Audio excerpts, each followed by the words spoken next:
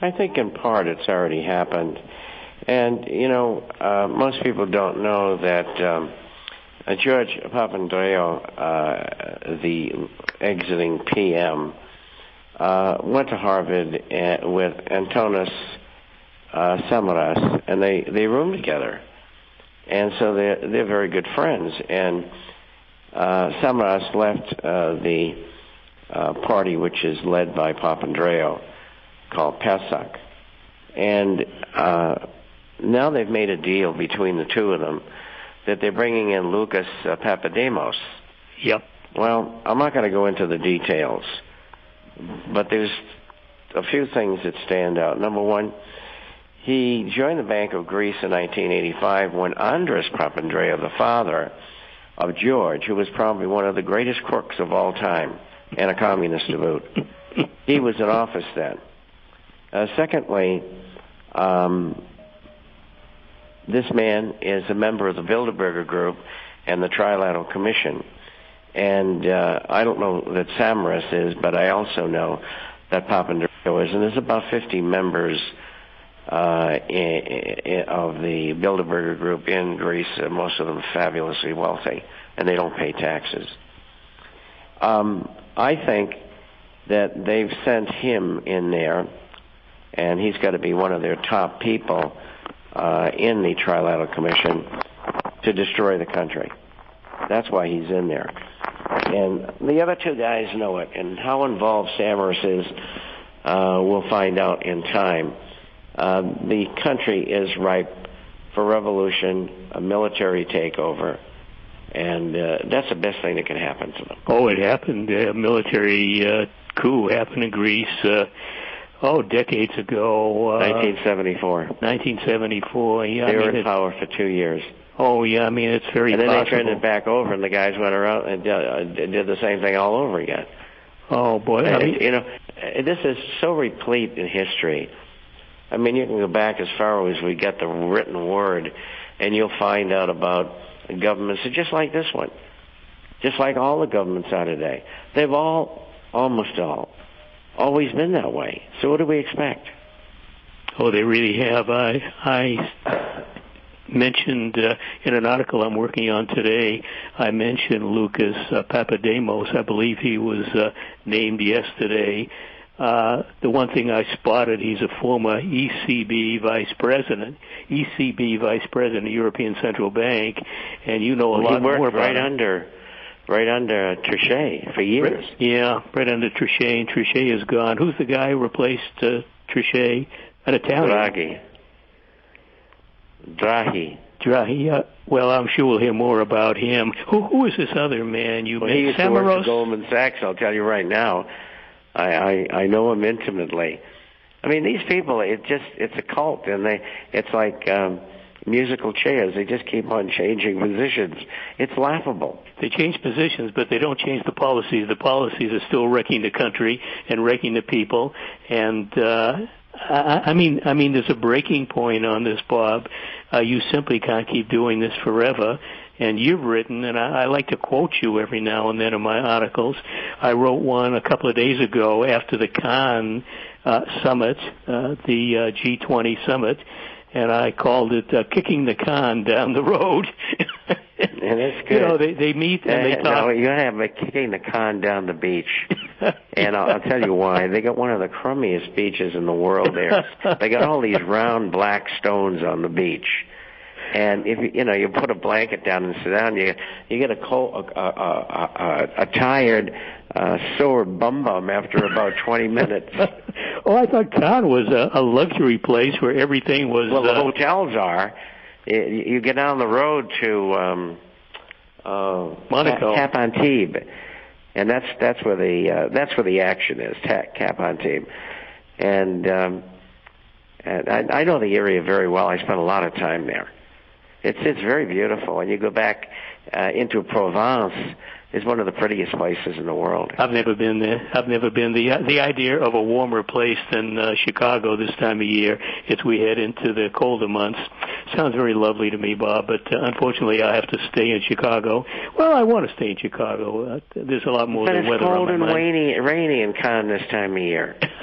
Oh, is it raining? Is it really? You're not missing it. If you want to get warm, get down to Puerto Vallarta or Cancun. It's easier. Well, it's a little bit closer. Yeah, I have a friend in my building who goes there every year. Oh, I'll stay here in Chicago and do what I do every day, right? And quote you when I write about the economy and so on. Who is this other man? Samados? What was his name again? The Greek man? Samaras. Samaras. Who is he? Samaras. Who is he? He's the head of the other major party in Greece. And he's the guy that is good friends with Papandreou. And they went to Harvard together. And they shared a room together. He's the loyal opposition. Well, I don't know how loyal, but anyway, he's the opposition. Well, I guess they finally came together and they chose a prime minister, and I can't believe that they won't keep enacting all the cuts that the Troika, the so-called Troika, wants them to do, EU, IMF, and ECB. I mean, they'll just keep raping the people. People's wages have already been cut 30%. I mean, how much more can they take away from these people and their pensions and so much more? Well, there's not going to be a bailout. They got to go off of the euro. And they're not going to pay anybody. And I told them on radio and television over there, and then I was interviewed by the top newspapers in the country. And a lot of subscribers there, too, the head of the Greek Orthodox Church. And so they know what to do.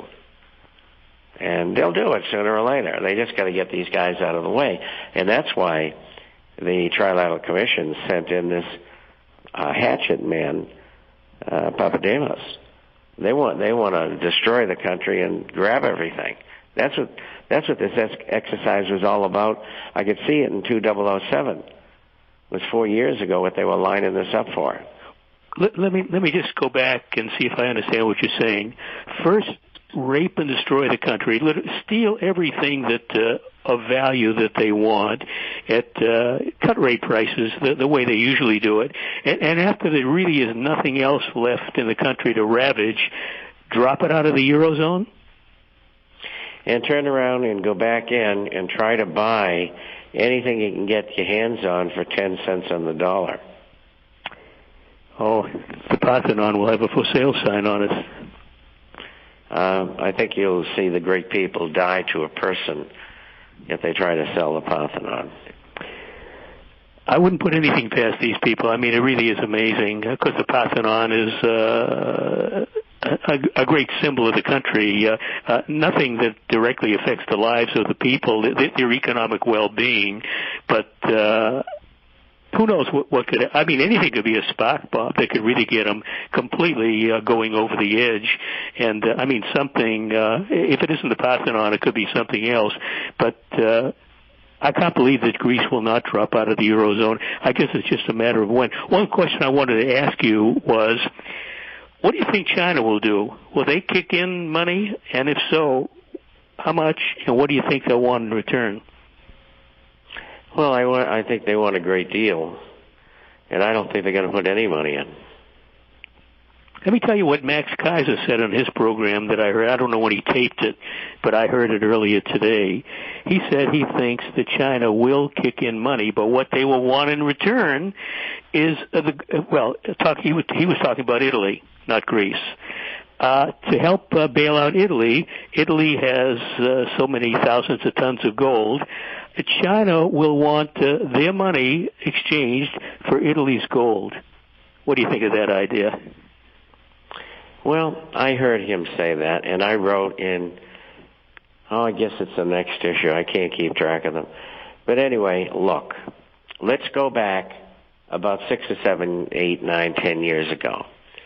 And Italy was asked, are you leasing gold? And they said yes. Now, for those of you who don't know, and I'm going to go through this quickly because time is wasting. When you lease gold as a country like Italy, what you do is you send it over to J.P. Morgan Chase or somebody like that. And they immediately sell the gold in the market. And when the term is up, 30, 60, 90 days, whatever it is, you get dollars back. The hook is this. The International Monetary Fund allows countries like Italy to sell their gold via leasing and still keep it on the books as being there. No, it's like keeping two sets of books. So they have the gold. The real question is, the thought process of Max is fine. The problem is he either didn't know or he already forgot that Italy has said that they were leasing gold. Now the question is, how much did they lease? Was it all of it? Half of it? Or whatever? And so what I'm saying here is that Italy doesn't have the gold that they say they have. Oh, I think that probably is so, and with all of the troubles that they have, Bob, and we're just about out of time, with all of the troubles that they have, they're probably using their gold reserves to do what they can. So Max may say there are so many thousands of tons there. Well, maybe on one set of books they're there, but on another set of books that count, they're not there, or there's a lot less there than people would think should be there. The U.S. is in the same boat, and so is in Germany, because the U.S. may have sold the German gold that they were holding. Oh, the Germans demanded it back a year and a half ago, and the U.S. refused to give it to them. Maybe it was because he didn't have it. Oh, it may be and that's gone. why gold and silver is so important. Oh my God! A final thought, Bob. We're just about out of time, and again, I mean, this saga just goes on, and it doesn't get any better. And one of these days, we may get to an end game. You and I aren't young anymore, but I think we're still young enough to see this thing play out. And you can come on this program one day and say, "I told you so." Oh, I've done that all too often. It's a shame. I think you got to start watching now, coming year, the municipalities and the states going bankrupt, and the government can't help them, federal government. And you got to see more of these scandals where, like in MF Global, they stole about 1.2 billion with a B, like a boy, dollars, and they supposedly can't find it. Look, I'm not a forensic accountant. I bet I can find it in 15 minutes. They're all lying. Well, you wrote about him. In on it. The CFTC, Gary Gensler, Shapiro, they're all in on it. Oh, I think you're right. The other day quit his job. Why? Because he was in on it too, and it's going to blow up in their faces. Could this be another Lehman Brothers or Bear Stearns? Yeah, about 1/10 the size. But it could be a signal of more to come, too. Absolutely. Maybe a big Wall Street firm. Look, the government's run by a criminal syndicate. Boy, isn't that the case? Bob, we're just about out of time. You made a comment in, I think, your most recent forecaster that Corzine, the head of MF Global, former head of Goldman Sachs, I mean, the guy isn't stupid. I mean, the idea that he would buy junk and bankrupt the company, I mean, you suggested the possibility that the fix was in to bankrupt the company. And who knows who else the fix is in to bankrupt. In 2008, September, it was Lehman, earlier Bear Stearns, and could another major Wall Street organization, maybe a Morgan Stanley or something like that, go under? And again, the idea would be to consolidate into fewer hands. Well, I think you won't see it at the upper end with Morgan Stanley, but you'll sure see it at the lower end. There's going to be lots of them. To be continued, Bob. We are out of time. I look forward to next month and getting you back, and we'll have another round, and I'm sure there'll be more between now and then, and you can explain it to listeners. My great thanks, Bob, as always. Well, you're welcome, and thank you all for listening. And join us this weekend, of course, 1 p.m. Eastern Time. Make it a regular habit.